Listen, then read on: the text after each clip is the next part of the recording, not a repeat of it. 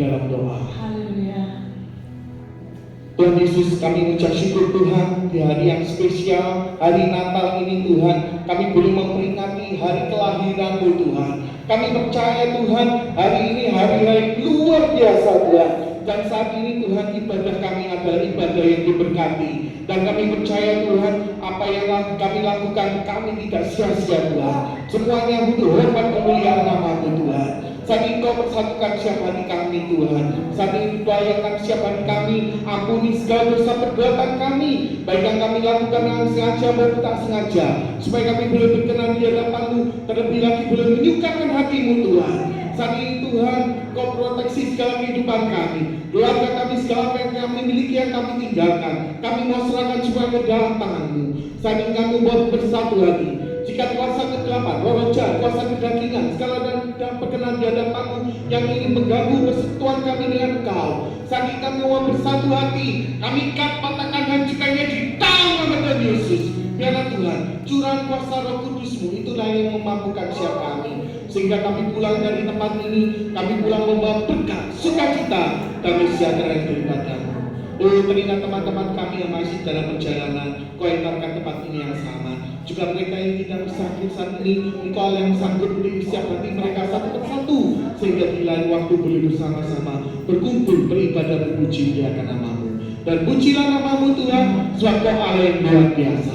Hanya di dalam nama Tuhan Yesus Kristus yang percaya bersama-sama katakan dengan iman. Amin. Suara-suara, sambung kami aja. Oh, haleluya. Haleluya. Dia sungguh indah, Dia Yesus,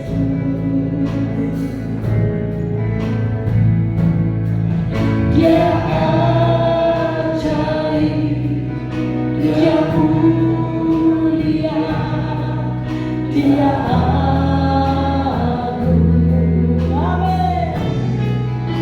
Dia cinta padaku dan ampuniku,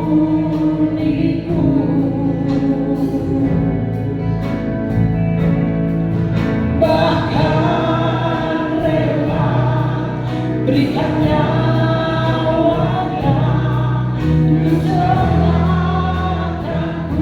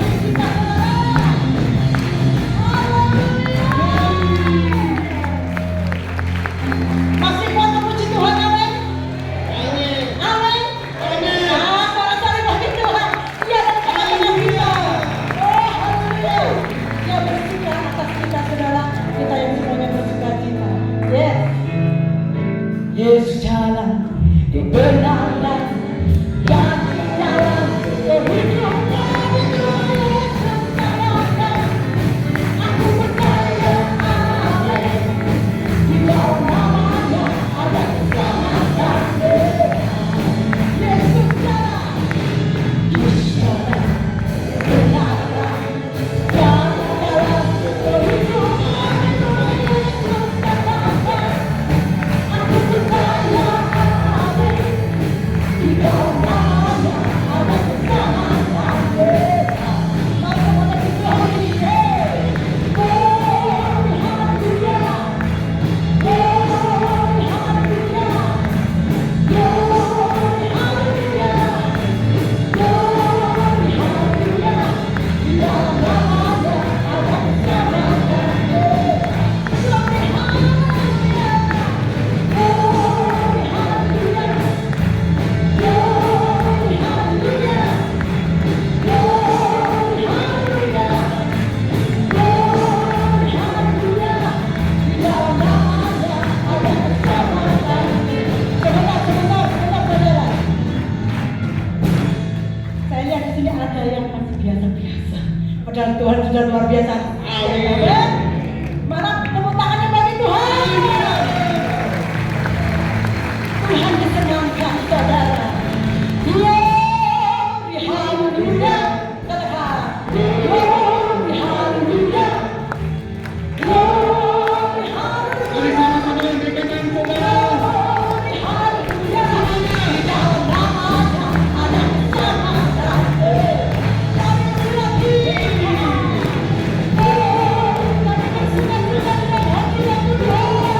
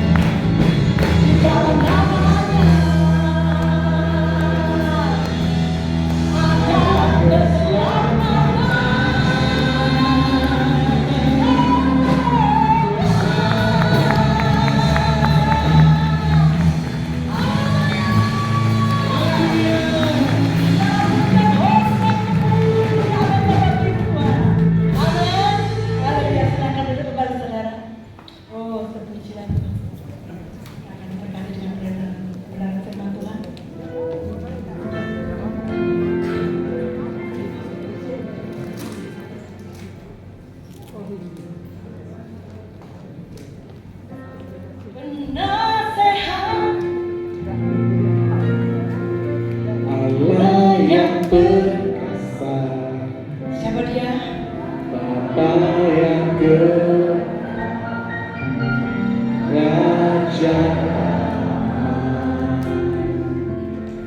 sambutlah Dia, Yesus Tuhan, Juru Selamat Dunia. Penasehat Allah yang perkasa, Bapa yang Raja damai. Sambutlah Dia, Yesus Tuhan, Juru Selamat dunia.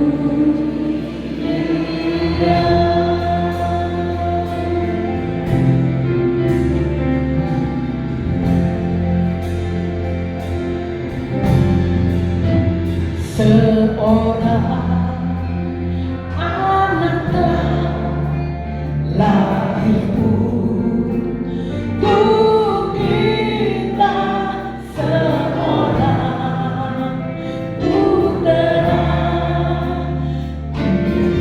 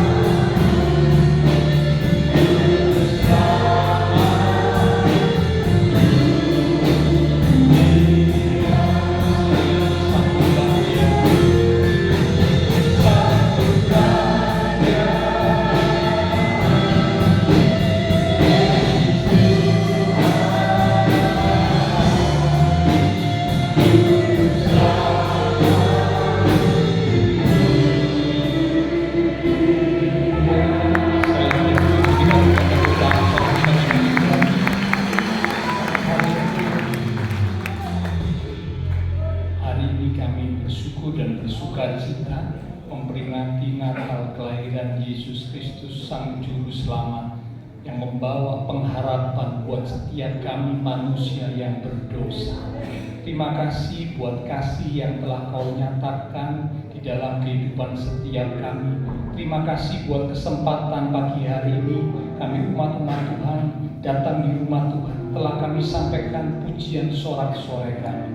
Dalam pujian kami boleh menyenangkan hati Tuhan. Tiba saatnya kembali kami akan belajar kebenaran firman Tuhan. Mari Roh Kudus urapi setiap kami. Biarlah dengan hati yang lembut, hati yang rendah, hati yang haus, kami boleh duduk diam di bawah kaki Tuhan, menerima pesan kebenaran firman Tuhan yang berkuasa untuk mengubah hidup kami, bahkan mendewasakan iman rohani setiap kami sebagai umat-umat mulia Tuhan. Urapi pula hamba-Mu yang terbatas, taruh pikiran dan perkataan Kristus pada diri hamba-Mu. Bila Tuhan yang berkata-kata melalui mulut bibir hamba-Mu, sampaikan pesan Tuhan bagi setiap kami saat ini. Kami umat-umat Tuhan siap untuk menerimanya. Di dalam nama Tuhan Yesus Kristus, semua yang siap diberkati dengan firman Tuhan bersama kita berkata amin. Silakan kembali.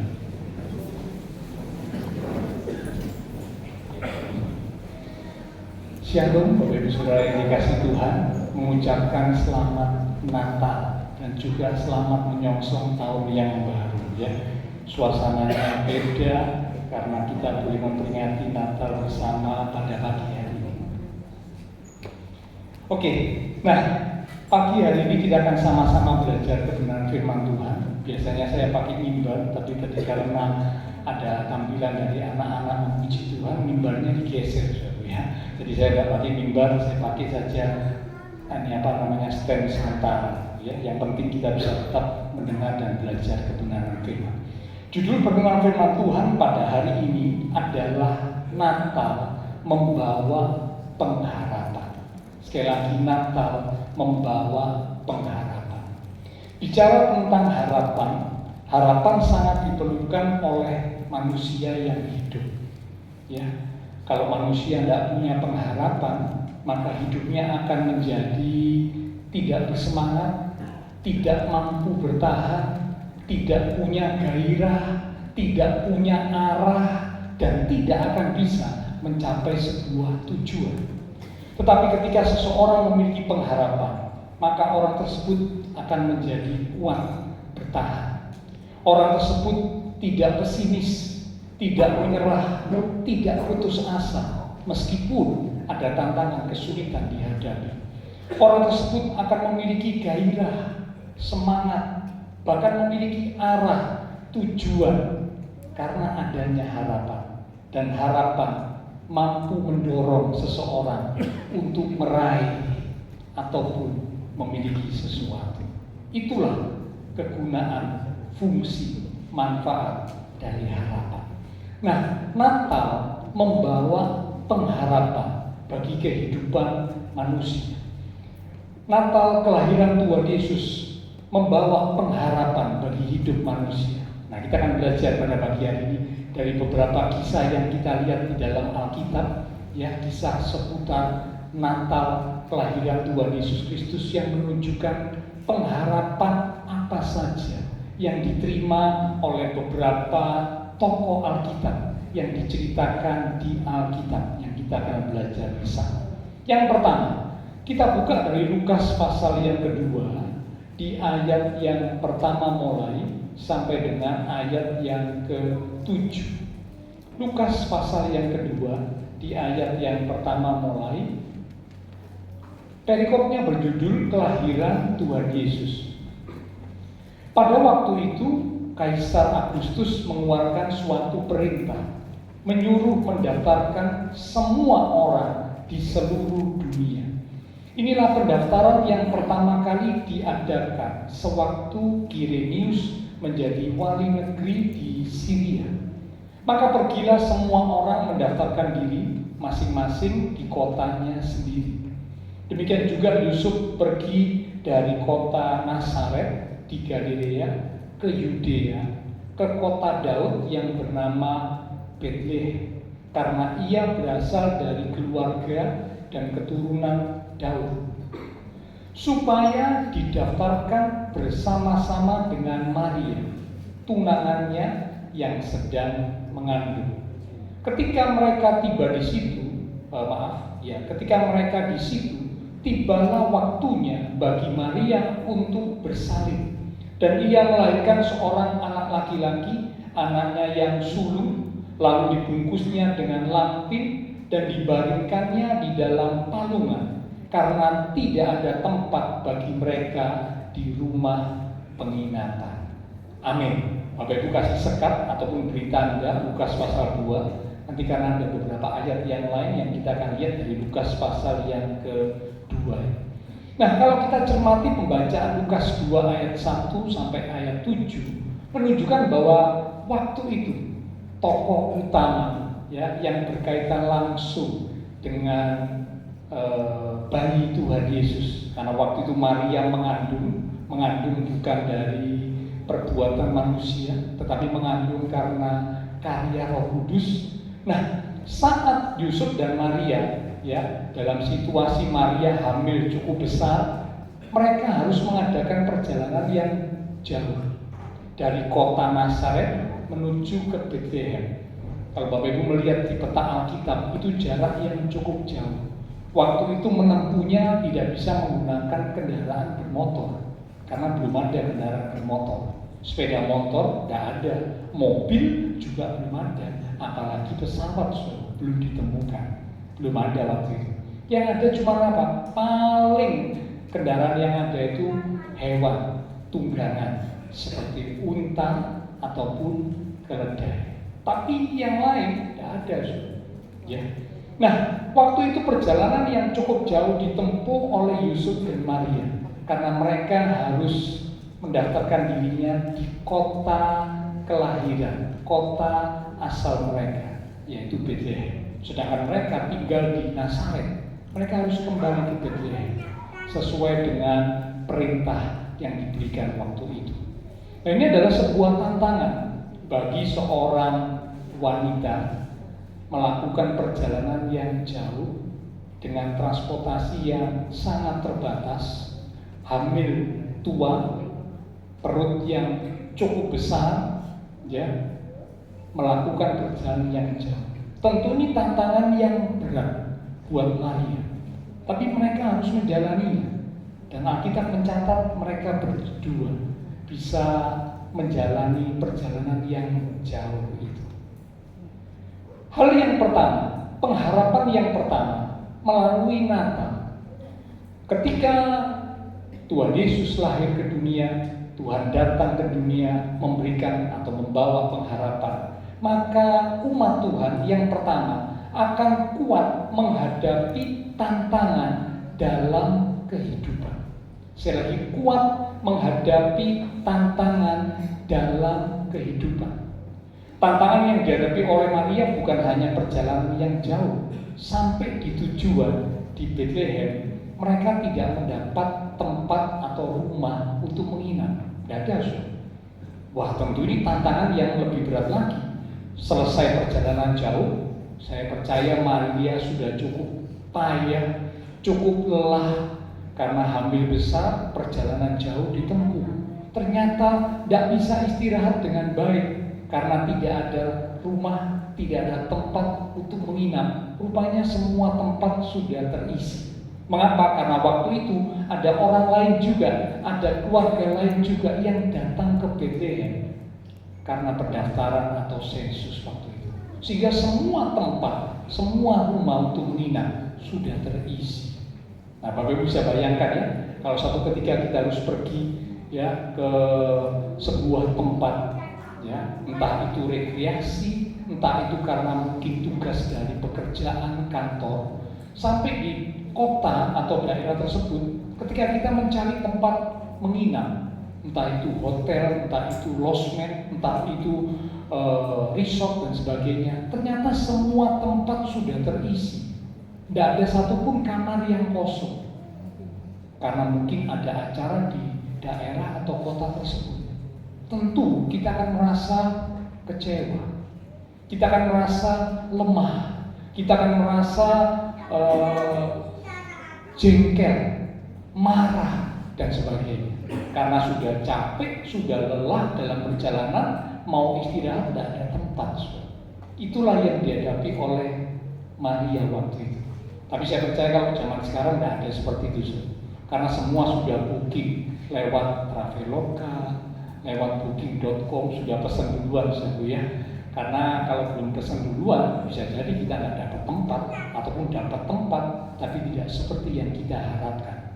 Tapi dengan adanya kemajuan zaman, aplikasi untuk reservasi hotel menginap sekarang membuat orang bisa mempersiapkan diri dari jauh hari. Ya bukan hanya beberapa minggu, beberapa bulan di depan pun sudah bisa reservasi hotel. Jadi saya kira peristiwa seperti Maria tidak akan kita alami saat ini, kecuali kalau mungkin aplikasinya error. Nah itu kecualian. Ya. Oke, nah jadi tantangan yang dihadapi oleh Yusuf dan Maria, khususnya Maria, bertubi-tubi tantangan yang berat, masalah yang berat buat Maria.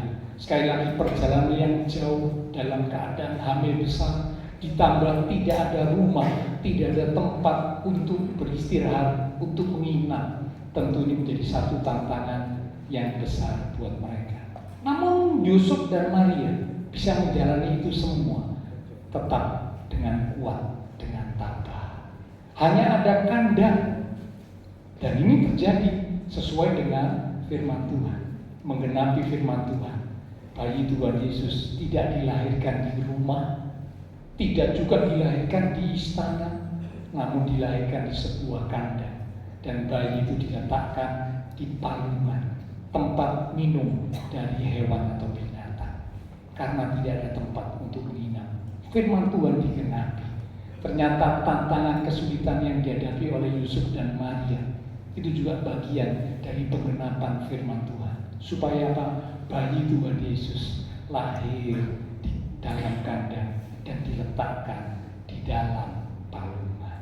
Nah, Bapak Ibu Saudara, para gembala waktu peristiwa Natal juga mengalami satu situasi yang kelam juga. Dicatat dalam Lukas pasal yang kedua tadi, kita lihat ya, Lukas pasal 2 di ayat yang ke-10 dan ayat yang ke-14. Tetap Lukas pasal 2, sekarang lompat ke ayat yang ke-10. Saya baca mulai ayat 8, judulnya Gembala-Gembala. Di daerah itu, di daerah dekat sekitar Yusuf dan Maria ada di kandang, hendak melahirkan Tuhan Yesus waktu itu. Di daerah itu ada gembala-gembala yang tinggal di padang, menjaga kawanan ternak mereka pada waktu malam. Jadi situasi yang gelap, mereka dalam kesunyian, keheningan, sendirian, kesendirian, kesepian. Tiba-tiba berdirilah seorang malaikat Tuhan di dekat mereka, dan kemuliaan Tuhan bersinar meliputi mereka, dan mereka sangat ketakutan. Tiba-tiba kemuliaan terang Tuhan bersinar. 10. Lalu kata malaikat itu kepada mereka, jangan takut, sebab sesungguhnya aku memberitakan kepadamu kesukaan besar.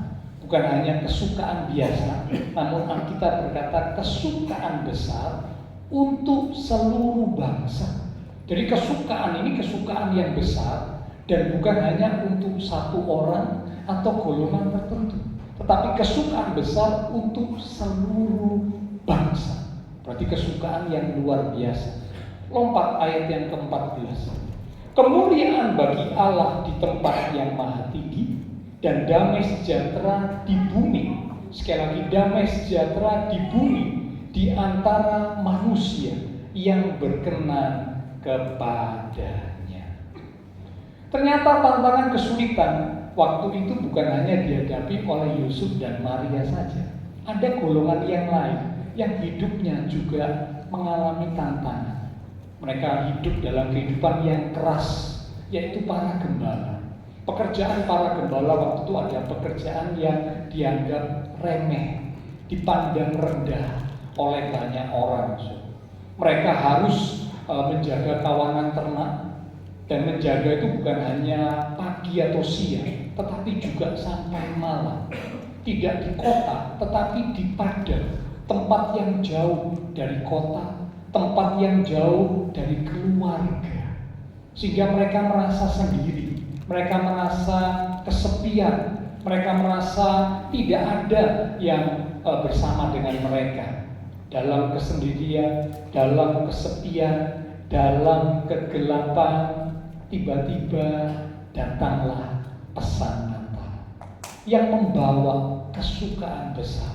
Bukan hanya untuk mereka, tetapi Alkitab mencatat kesukaan besar untuk seluruh bangsa.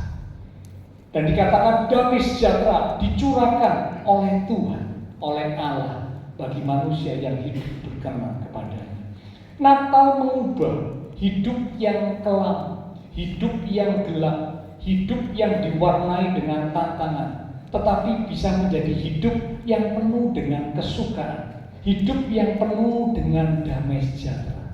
Mengapa hidup penuh tantangan, hidup penuh kesukaan, kadang hidup terasa kelam, terasa gelap, namun kok bisa tetap punya kesukaan, bahkan kesukaan yang besar, punya damai sejahtera? Mengapa? Jawabannya ada di Matius pasal 1 ayat yang ke-23. Mari kita lihat Matius pasal yang pertama di ayat yang ke-23.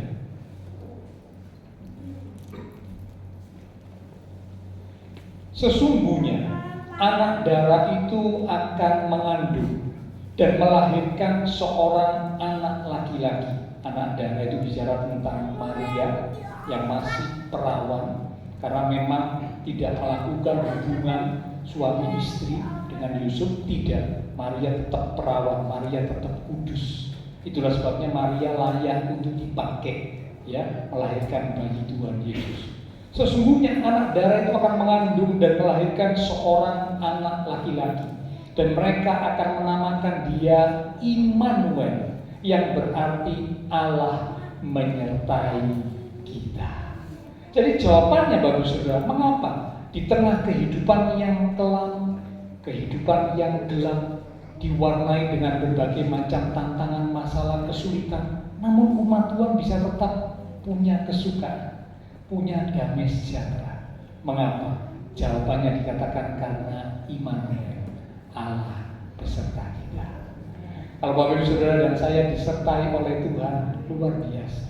Meskipun ada tantangan, ada masalah kesulitan, ya, tantangan masalah kesulitan tidak membuat kita takut, tidak membuat kita gentar, tidak membuat kita khawatir, tidak membuat kita patah semangat, tidak membuat kita putus asa. Mengapa? Karena Tuhan Allah yang Maha Besar menyertai kita.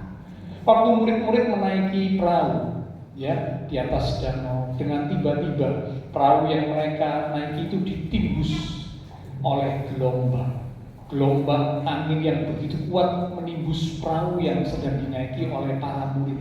Namun waktu itu ada Tuhan Yesus di perahu itu.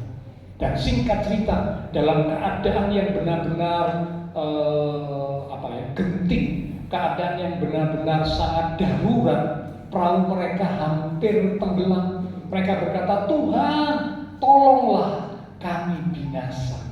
Dan Tuhan bangun dari tidurnya, Tuhan menghardik angin, ya, dari danau itu sehingga danau itu menjadi teduh. Dan murid-murid berkata, siapakah orang ini sehingga danau angin pun taat kepadanya? Kalau Tuhan beserta dengan kita, percayalah, bersama dengan Tuhan kita akan mampu melakukan perkara-perkara yang besar.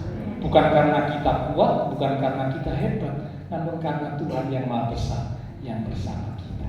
Ya, jadi pengharapan yang pertama yang ada melalui Natal, kita sebagai umat Tuhan akan kuat menghadapi setiap tantangan, pergumulan, persoalan, masalah dalam kehidupan yang kita jalani. Seberat apapun tantangan, dikatakan tidak ada masalah yang lebih besar daripada Tuhan yang kita percaya, Tuhan yang kita sembah. Ini yang pertama. Yang kedua, pengharapan apa yang ada melalui Natal? Kita buka dari Matius pasal yang kedua, di ayat yang pertama sampai dengan ayat yang ke-12. Injil Matius pasal yang kedua, di ayat yang pertama mulai. Tadi kok berjudul orang-orang Majus dari timur. Ya, ini juga kisah sekitar Natal. Sesudah Tuhan Yesus dilahirkan di Bethlehem di tanah Yudea pada zaman Raja Herodes, datanglah orang-orang Majus dari timur ke Yerusalem. Ya, disebutkan secara spesifik mereka berasal dari mana, tapi hanya dari timur ke Yerusalem.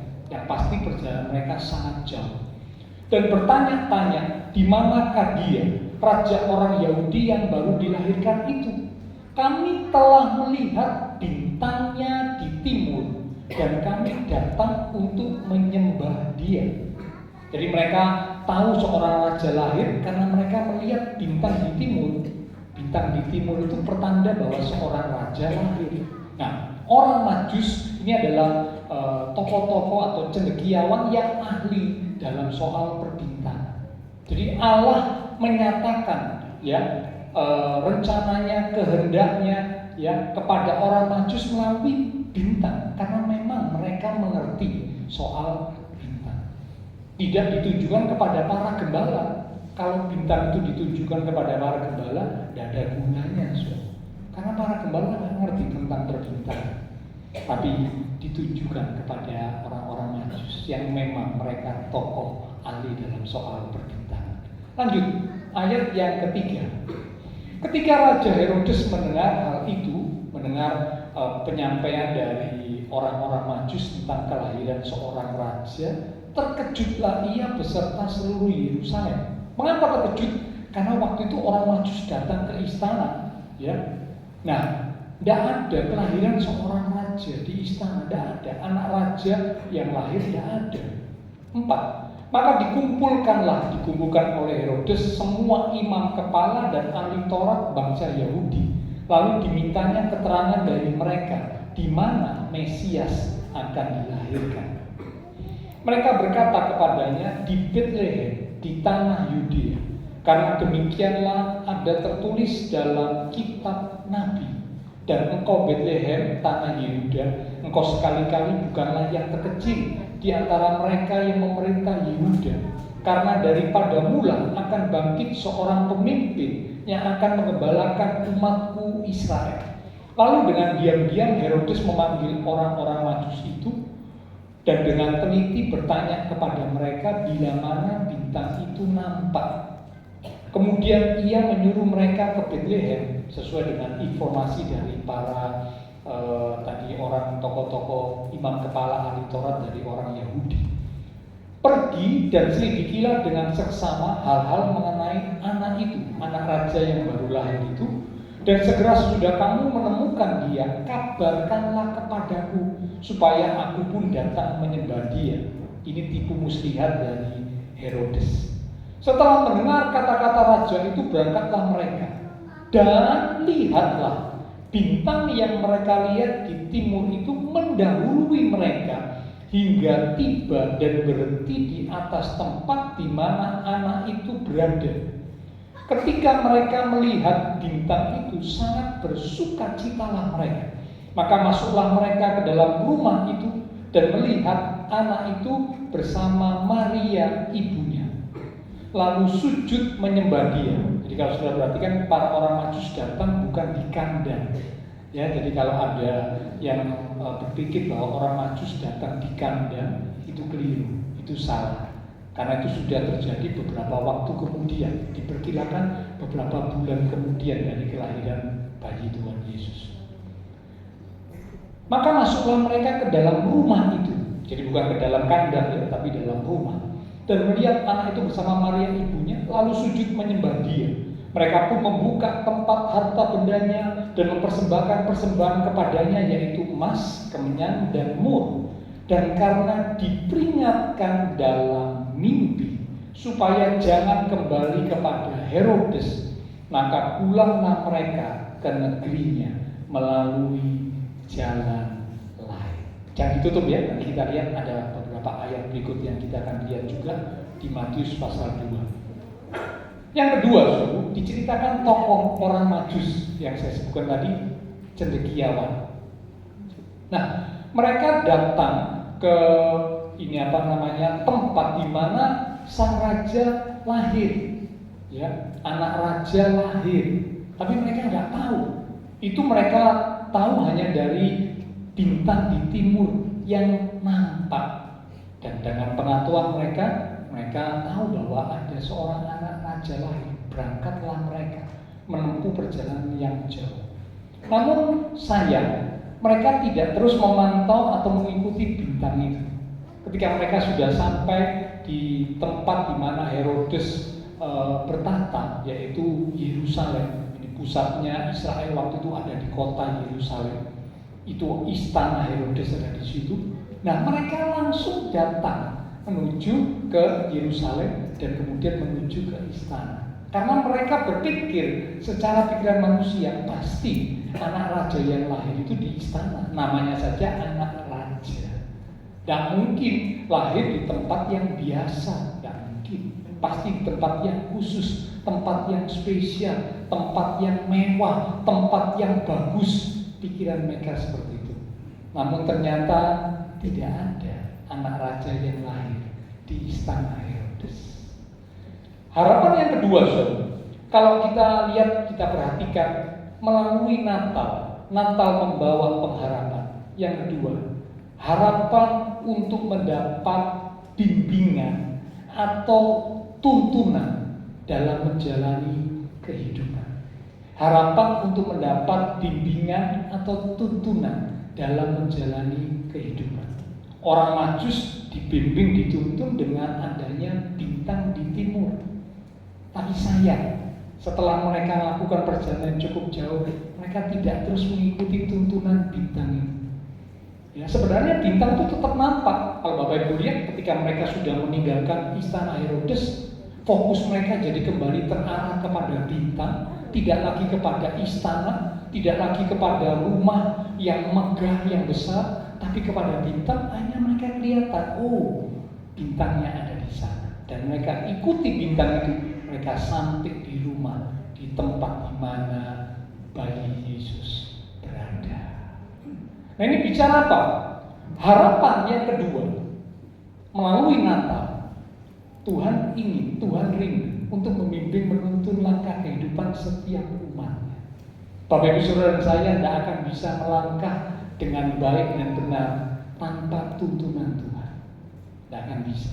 Dalam kehidupan yang makin sulit, Alkitab mencatat pada akhir zaman akan datang masa yang sukar, semakin lama semakin sulit. Dan memang kalau kita perhatikan kehidupan di dunia ini makin lama makin sulit, sulit.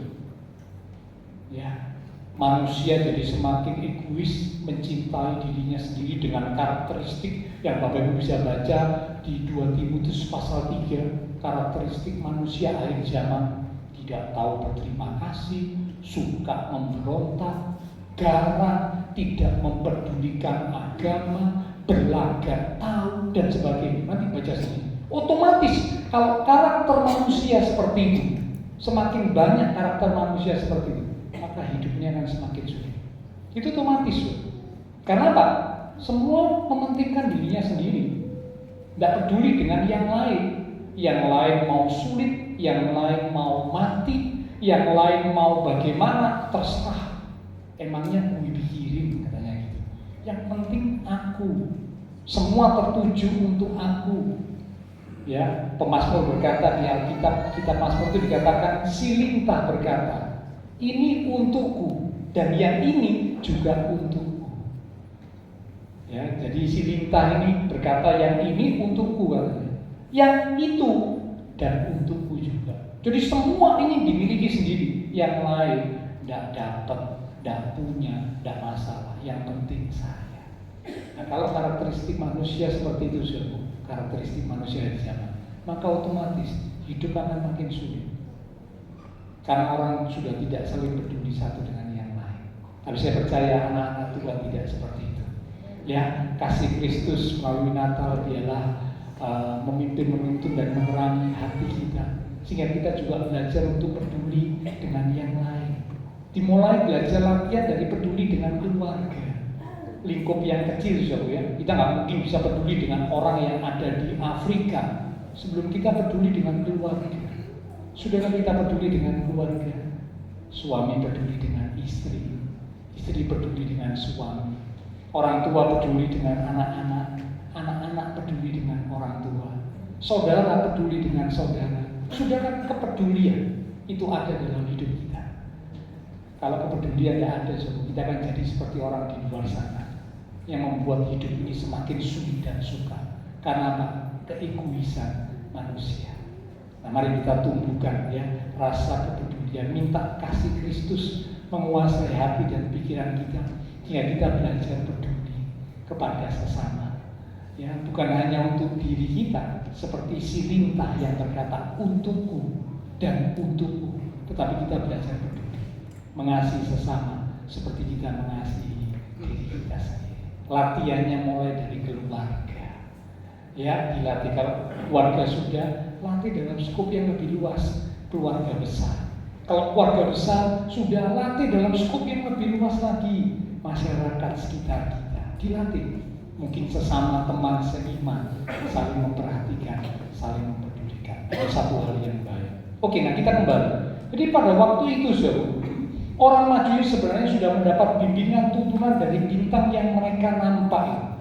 Tapi karena tiba-tiba saja mereka menggunakan pikiran mereka setelah sampai di Israel, daerah Israel, di Yerusalem, kota pusatnya Israel ada di Yerusalem. Ya, mulai mereka tidak lagi terfokus kepada bintang itu, tapi mereka mencari tempat yang besar, tempat yang mewah, istana yang mereka anggap cocok, layak untuk menjadi tempat kelahiran anak raja.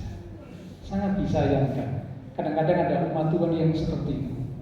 Awalnya minta tuntunan Tuhan, waktu hidup sulit, hidup sukar, berdoa, Tuhan, aku mohon tuntunan. Aku mohon bimbingan-Mu Tuhan. Aku nggak tahu aku harus melakukan apa. Aku harus membuat keputusan apa. Aku nggak tahu Tuhan. Minta bimbingan, minta tuntunan Tuhan. Nah, kalau Tuhan diminta tuntunan, Tuhan diminta bimbingan, Tuhan pasti akan memberikan bimbingan tuntunan. Karena Dia itu rindu untuk membimbing, menuntun umatnya. Ya. Nah, mulai dibimbing, dituntun Tuhan, mulai hidupnya naik, mulai hidupnya enak, mulai berhasil. Ketika sudah mulai berhasil, lupa. Ingat beberapa minggu yang lalu ya, kisah Raja Uzia. Kadang-kadang manusia begitu. Kalau waktu susah, menderita, ada masalah, wah sungguh-sungguh sama Tuhan, dekat Tuhan, minta bimbingan Tuhan, berdoa siang dan malam, bahkan kadang-kadang berpuasa. Tapi ketika sudah mendapat jawaban doa, mulai kehidupan enak, mulai kehidupan naik, mulai berhasil, Tuhan dilupakan. Tidak lagi terfokus kepada bimbingan tuntunan Tuhan, tidak lagi terfokus kepada Tuhan, tapi mulai fokus kepada istana. Seperti ini para orang Majus. Tidak lagi fokus kepada bintang di timur, tapi fokusnya kepada tempat yang bagus, tempat yang mewah. Dan akhirnya mereka tersesat, salah tempat, salah arah. Mengapa? Karena memang bukan istana, bukan tempat mewah bagi Tuhan Yesus berada. Enggak. Ya, jadi hati-hati. Kalau kita tidak waspada, kita tidak hati-hati, kita bisa tersesat. Ya, kita tidak mengikuti lagi bimbingan tuntunan Tuhan, tapi mulai berbelok ke arah yang lain, yang menurut pikiran kita mungkin kita anggap baik, kita anggap ini menjanjikan, itu yang kita ikuti. Padahal pikiran, ya pandangan kita ini bisa salah, bahkan sering salah. Ingat kisahnya Lot ya, Lot salah menentukan daerah Sodom Gomora. Itu daerah yang dipilih oleh Lot sesuai dengan pandangannya secara mata jasmani. Akhirnya menghancurkan kehidupan Lot. Umat Tuhan juga demikian. Kalau umat Tuhan selalu memilih dan membuat keputusan berdasarkan pandangan mata jasmani, kita bisa keliru, kita bisa tersesat, kita bisa salah arah. Seperti Lot, seperti orang Majus, keliru, tidak menemukan bayi Yesus. Tapi ketika mereka keluar dari istana, mereka tinggalkan istana rumah mewah itu, mereka nampak lagi bintang. Oh, mereka mengikuti bintang itu dan sampailah mereka ketujuan. Tuntunan Tuhan sempurna atas umatnya, karena Tuhan sekali lagi rindu untuk memimpin dan menuntut umatnya. Tapi umat Tuhan yang seringkali kurang memperhatikan, bahkan tidak memperhatikan bimbingan atau tuntunan Tuhan, mengandalkan akal pikiran sendiri.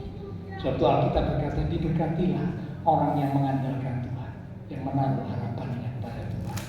Tapi terkutuklah orang yang mengandalkan manusia, yang menaruh pengharapannya kepada kekuatannya sendiri. Nah, setelah itu bukan hanya mereka bisa menemukan bagi Tuhan Yesus atas tuntunan bintang, tapi tuntunan Tuhan dinyatakan lebih lanjut. Waktu mereka pulang diberi mimpi. Mimpinya itu mengingatkan mereka supaya pulang ke negeri mereka melalui jalan lain, tidak kembali melalui jalan yang akhirnya bisa menuju ke istana Herodes. Tidak, karena diperingatkan dalam mimpi. Nah, ini dituntun oleh Tuhan, ya. Saya percaya kalau waktu itu orang Majus kembali ke Herodes, wah, bisa-bisa mereka mengalami celaka. Karena Herodes bisa saja bukan hanya sekedar bertanya kepada mereka, tapi Herodes bisa saja melukai, bahkan membunuh mereka. Bisa, karena Alkitab mencatat, kalau Bapak Ibu baca kisah berikutnya, Herodes marah, semua anak yang berusia 2 tahun ke bawah di daerah sekitar Bethlehem itu, Bethlehem dan sekitarnya, dibunuh. Jadi Herodes waktu itu menipu, ya, menggunakan tipu daya untuk bisa menghabisi, membunuh anak raja yang baru lahir, yaitu bayi Yesus yang baru dilahirkan. Tapi sekali lagi, karena tuntunan Tuhan, bayi Yesus tidak dibinasakan oleh Herodes. Ayo kita lihat ya, kembali di Matius pasal yang kedua tadi ya. Kita lihat ayat berikutnya, di ayat yang ke-13. Matius 2 ayat 13. Setelah orang-orang Majus itu berangkat, nampaklah malaikat Tuhan kepada Yusuf dalam mimpi. Jadi Yusuf sekarang yang diberi tuntunan dalam mimpi, dan berkata, bangunlah, ambillah anak itu serta ibunya, larilah ke Mesir, dan tinggallah di sana sampai aku berfirman kepadamu, karena Herodes akan mencari anak itu untuk membunuh dia. Maka Yusuf pun bangunlah, diambilnya anak itu serta ibunya malam itu juga, lalu menyingkir ke Mesir. Lompat ya di ayat yang ke-19. Setelah Herodes mati, nampaklah malaikat Tuhan kepada Yusuf dalam mimpi di Mesir. Jadi dikatakan mimpi yang kedua, waktu itu Yusuf sudah ada di Mesir. Katanya, bangunlah, ambillah anak itu serta ibunya, dan berangkatlah ke tanah Israel, karena mereka yang hendak membunuh anak itu sudah mati. Lalu Yusuf pun bangunlah, diambilnya anak itu serta ibunya, dan pergi ke tanah Israel. Tetapi setelah didengarnya bahwa Arkelaus menjadi raja di Yudea, menggantikan Herodes ayahnya, ia takut ke sana karena dinasihati dalam mimpi. Sekali lagi dinasihati dalam mimpi. Pergilah Yusuf ke daerah Galilea. Setibanya di sana, ia pun tinggal di sebuah kota yang bernama Nazaret. Hal itu terjadi supaya genaplah firman yang disampaikan oleh nabi-nabi, bahwa ia, yaitu anak Allah Tuhan Yesus yang baru lahir itu, akan disebut orang Nazaret.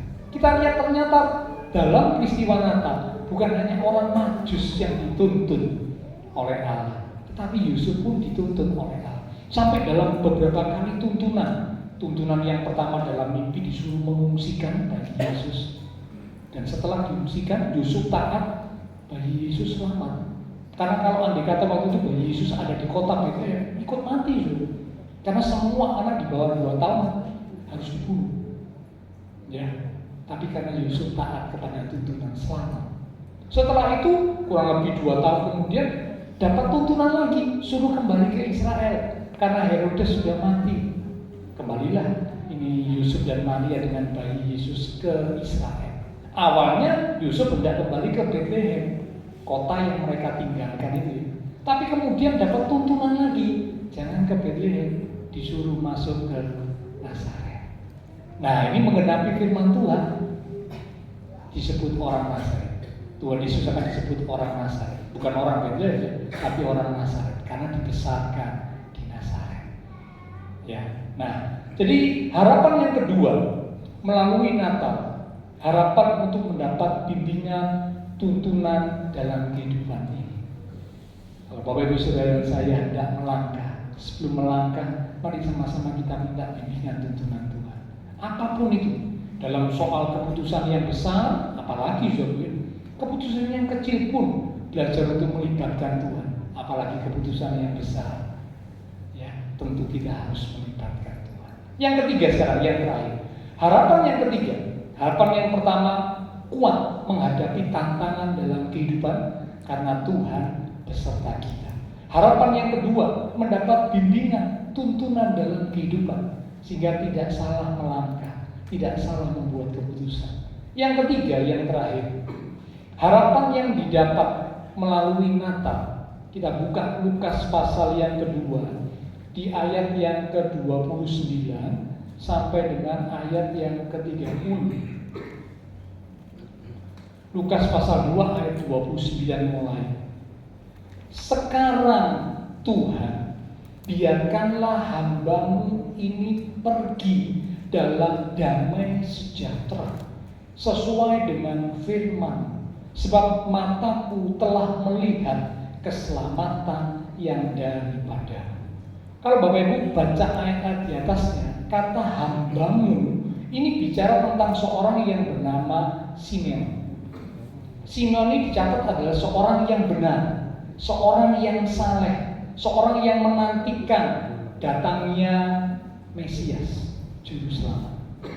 Nah, ketika dia sudah bertemu dengan bayi Yesus yang dilahirkan itu, ya, lalu dia mengucapkan kata di ayat 29 yang tadi kita baca. Sekarang Tuhan, biarkanlah hamba-Mu ini pergi dalam damai sejahtera, sebab mataku telah melihat keselamatan yang daripada Tuhan. Yang ketiga, harapan yang didapat melalui Natal adalah harapan menghadapi kematian dan kehidupan sesudah kematian. Sekali lagi, harapan saat menghadapi kematian dan kehidupan sesudah kematian. Bicara tentang kematian, siapa yang tahu kematian? Tidak ada yang tahu. Cuma mungkin kita melihat di peti jenazah diletakkan seorang yang sudah terbujur kaku, mayat jenazah, ya, yang kemudian akan entah dikubur, entah dikremasi. Ya, itu saja yang kita tahu. Tapi kita nggak pernah bisa tahu dengan detail kematian itu bagaimana, ya. Kita nggak pernah bisa tahu. Karena itu banyak orang yang takut menghadapi kematian. Banyak yang takut. Ya, jadi kalau diajak bicara tentang kematian, langsung bicara, sudah jangan ngomong tentang kematian. Ya, itu membuat saya takut. Yang lebih parah lagi, ada orang yang begitu takutnya sama kematian, datang ke persemayaman, ke rumah duka, itu tidak berani.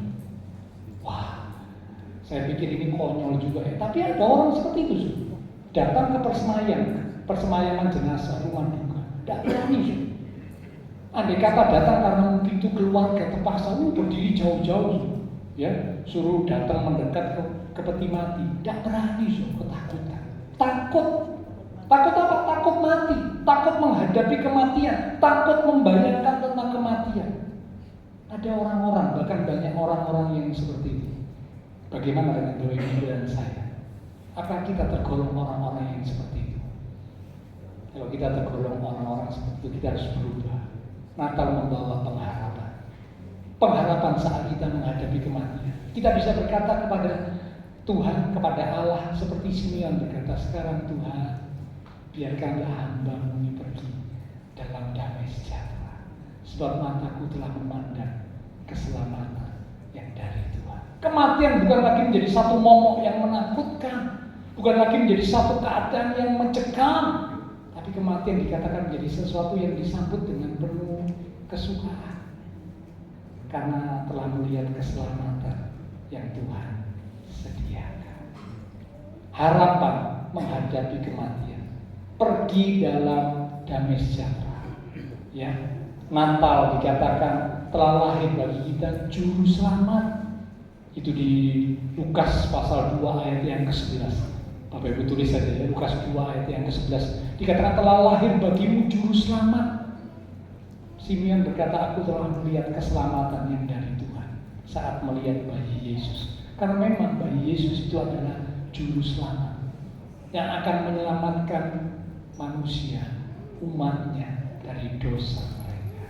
Karena itu mari terima harapan yang Tuhan berikan melalui Natal, sehingga saat menghadapi kematian kita tidak takut, tapi kita boleh menyambut kematian dengan kesukaan, pergi dalam damai sejahtera, karena ada jaminan kehidupan yang kekal Tuhan sediakan, keselamatan Tuhan sediakan buat kita umat Tuhan yang percaya kepadanya. Itulah 3 pengharapan komplit, lengkap, mulai dari yang pertama, pengharapan untuk mendapat kekuatan dalam menjalani hidup ini karena Tuhan beserta kita. Yang kedua, pengharapan untuk mendapat bimbingan, tuntunan, tetap terus ada dalam bimbingan tuntunan Tuhan supaya kita tidak tersesat seperti orang Majus yang tersesat ke istana karena memandang istana. Ya, biarlah berkat kesuksesan tidak membuat kita jadi takabur, tidak membuat kita jadi lupa Tuhan, tapi justru kita ingat dan semakin mendekat kepada sumbernya berkat, yaitu Tuhan kita. Harapan yang ketiga, harapan menghadapi kematian dan kehidupan sesudah kematian. Pergi dalam damai sejahtera. Ayat penutup terakhir, pelan-pelan Imbal bisa kembali maju ke depan. Roma pasal yang ke-5 di ayat yang ke-13. Ya, sini bisa disiapkan lagu Malam Kudus ya. Roma pasal 15 di ayat yang ke-13. Demikian firman Tuhan, semoga Allah sumber pengharapan memenuhi kamu dengan segala sukacita dan damai sejahtera dalam iman kamu, supaya oleh kekuatan Roh Kudus kamu berlimpah-limpah. Sekali lagi, kamu berlimpah-limpah dalam pengharapan. Yang setuju berkata amin. Dikatakan Allah sumber pengharapan, kiranya terus menguatkan, meneguhkan kita dengan kesukaan damai sejahtera. Kuasa Roh Kudus membuat kita hanya semakin berlimpah-limpah dalam pengharapan. Jadi umat Tuhan tidak mengenal kata putus asa, tidak ada. Seberat apapun tantangan yang kita hadapi, ingat kita punya Tuhan Yesus, kita punya pengharapan. Kita akan datang kepada Tuhan, kita naikkan satu pujian yaitu Malam Kudus.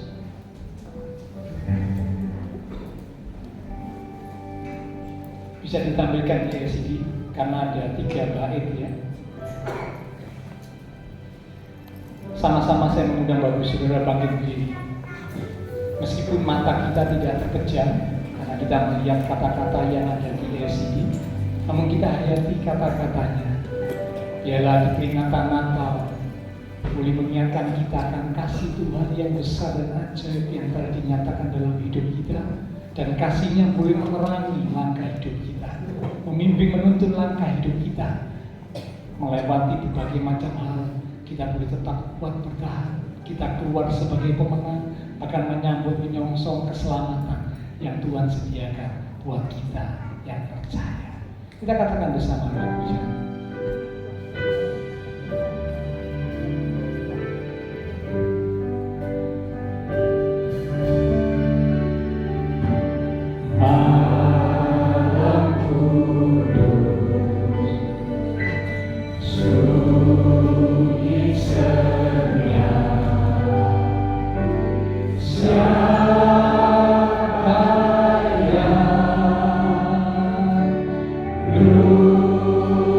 Love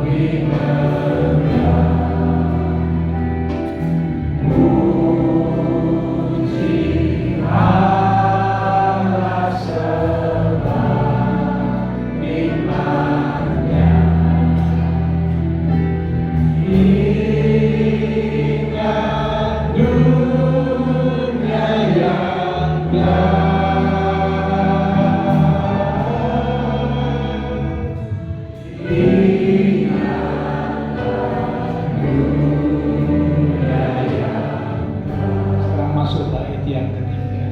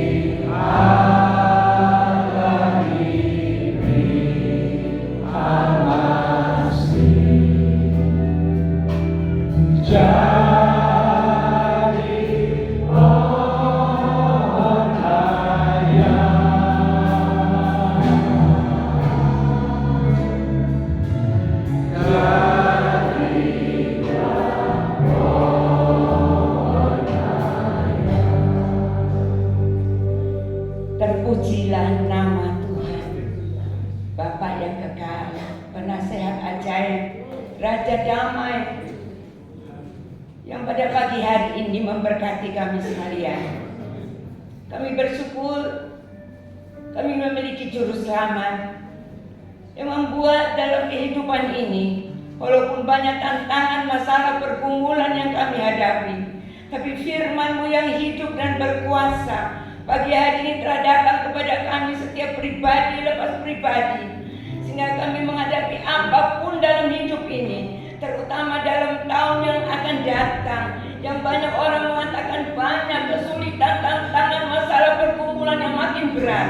Tapi di dalam Tuhan kami tahu, kami punya Tuhan yang lebih besar dari semua masalah kami, semua pergumulan kami. Dan kalau Tuhan di pihak kami, siapakah lawan kami? Kami yakin Tuhanlah pembela kami, Tuhan menyertai kami, Immanuel, sehingga kami boleh menjadi umat-umat pemenang, bahkan lebih dari pemenang. Kami akan menyatakan bahwa kami adalah milik-Mu, dan milik Tuhan selalu dipelihara Tuhan dengan sempurna. Sebab itu kami tidak perlu takut Tuhan. Begitupun menghadapi dalam kehidupan ini, kami juga akan menjalani hari-hari depan kami. Kami terus mohon pimpinan dan tuntunan Roh Kudus, supaya kami boleh menjalani hidup ini bersama Tuhan. Firman-Mu Tuhan menjadi suluh dalam jalan hidup kami, menuntun kami, sehingga mata iman kami hanya tertuju kepada Tuhan, pada firman Tuhan. Meteraikan setiap firman yang kami terima, biarlah kami tidak hanya mendengar, tapi kami mau simpan dalam hati. Kami merenungkan dan melakukannya, supaya kami menjadi umat Tuhan yang berbahagia. Setiap langkah hidup kami dituntun Tuhan, karena kami tahu jalan manusia walaupun kelihatan indah, tapi akhirnya menuju kepada kebinasaan. Tapi jalan Tuhan adalah jalan yang sempurna, di dalam Tuhan Yesus Kristus yang membimbing kami, sehingga Tuhan arahan hidup kami tertuju kepada Engkau Tuhan. Bahkan kami tidak khawatir juga Tuhan untuk menghadapi hari depan kami, sehingga Tuhan kami tahu hari depan kami adalah hari depan yang penuh dengan pengharapan. Karena rancangan Tuhan bukan rancangan kecelakaan, tapi rancangan yang penuh dengan damai sejahtera. Dan dengan damai sejahtera juga Tuhan, kami mau mengisi hari-hari hidup kami terus dalam hadirat-Mu, melekat kepadamu Tuhan, dekat kepadamu, dan ingin terus selalu tinggal bersama Tuhan, supaya pada saat percaya Tuhan Yesus berkata, Tuhan sudah menyediakan tempat bagi semua kekasih-kekasih Tuhan, supaya di mana Tuhan Yesus berada di dalam surga, di situ pun kekasih Tuhan berada. Begitu pagi hari ini kami diberikan kekuatan, kami tidak takut khawatir lagi menghadapi apapun, karena kami tahu kalau saatnya datang kami akan berjumpa dengan Tuhan Yesus.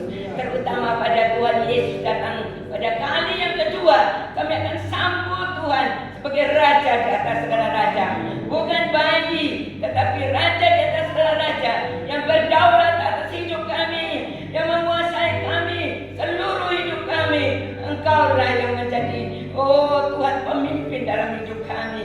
Kami milik-Mu Tuhan, bukan hanya untuk sementara, tapi untuk selama-lamanya. Bahkan kami menjadi harta kesayangan Tuhan.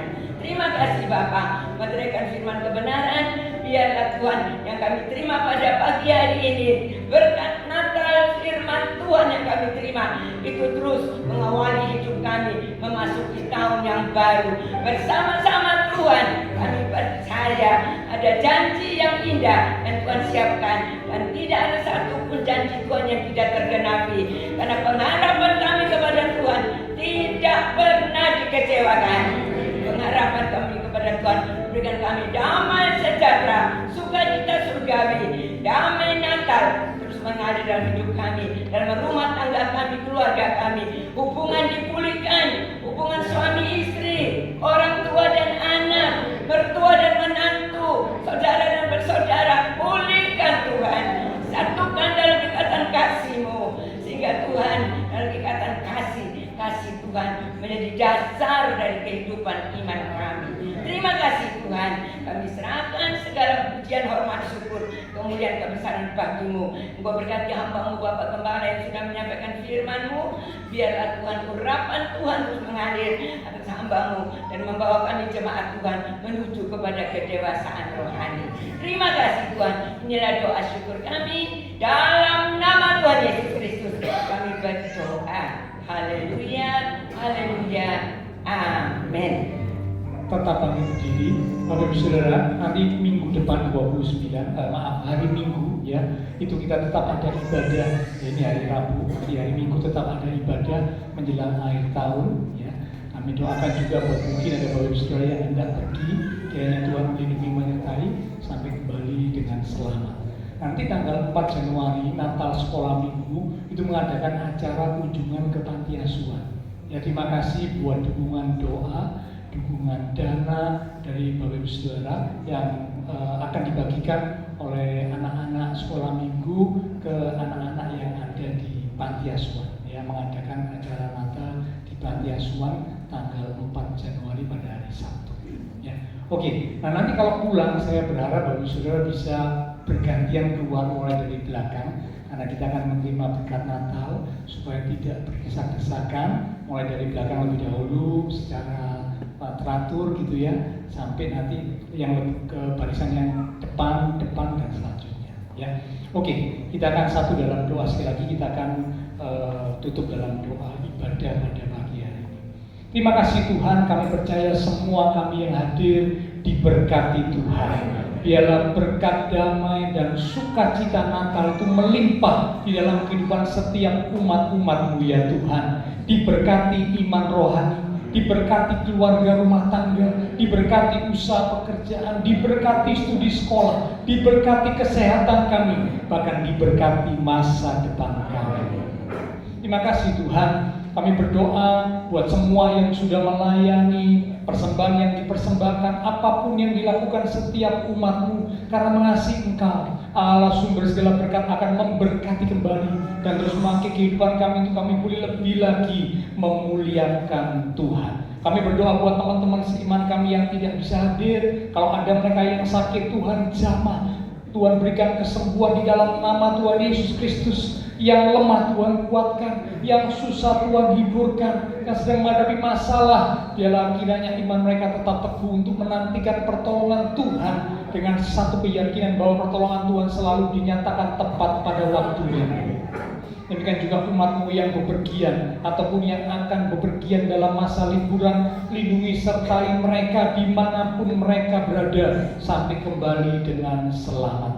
Kami berdoa memberkati bangsa negara kami Indonesia, pemimpin-pemimpin bangsa kami, kota kami Surabaya, demikian juga tetangga lingkungan sekitar gereja Tuhan. Memberkati setiap jemaat Tuhan yang berulang tahun sepanjang minggu ini. Biarlah dengan pertambahan usia yang Tuhan beri, membawa kami semakin sungguh-sungguh di dalam Tuhan, semakin dekat dengan Tuhan.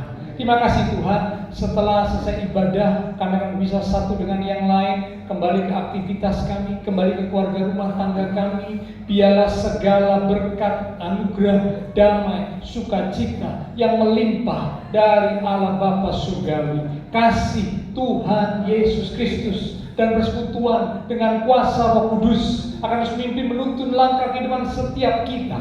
Itu terus kita sedang mulai pagi siang ini sampai Maranatha Tuhan Yesus datang kembali. Di dalam nama Tuhan Yesus Kristus, semua yang percaya diberkati Tuhan. Mari bersama dengan iman kita berkata, amin. Selamat Natal sekali lagi, Tuhan berkati kita.